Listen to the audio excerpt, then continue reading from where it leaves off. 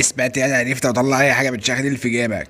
بس ابلع رايك بس يا حندو، انت مش عارف انت بتتكلم مين ولا ايه؟ هكون بكلم مين يعني؟ هي الناس كلها بقت مدربين سباحه ولا ايه؟ ما تروق بس يا رجولة، انت مش ظاربين مني مظربنا. روق ازاي بس يا عم الحاج؟ ما انت شايف الحال واقف والناس بقت وحشه اوي اه اوي. والله شايف، بس انت مالك شايل طاجن ستك ليه كده؟ اسمي الكريم ايه الاول؟ انا ارتحت لك. اخوك الكبير شوقي محمد احمد السيد عبد ربه حسنين عبد ربه الدمياطي. ليه يا عم؟ ليه يا عم كل ده يا عم؟ هو شوقي وخلاص.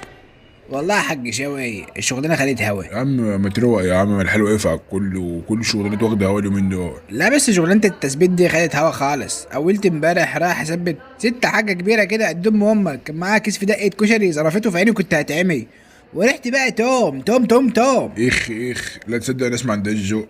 طب خد التقيله بقى، خد التقيله. ساعة عصالي كده بثبت عيل صغير في الحضانه، راح عضدني من ما علينا ما علينا. لا الناس بتقمص، وانا يعني لو ثبت واحد في الشارع من دول اتقمص مني. ليه يا عم الناس بقت وحشه ليه كده؟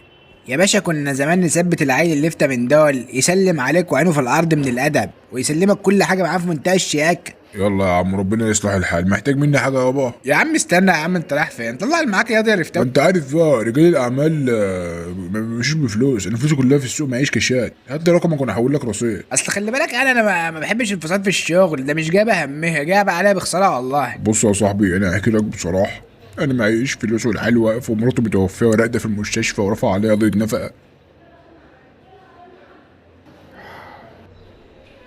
لا حول ولا قوه الا بالله. طب ابعت لي رقمك كده ابعت لك فلوس فودافون كاش ولا حاجه.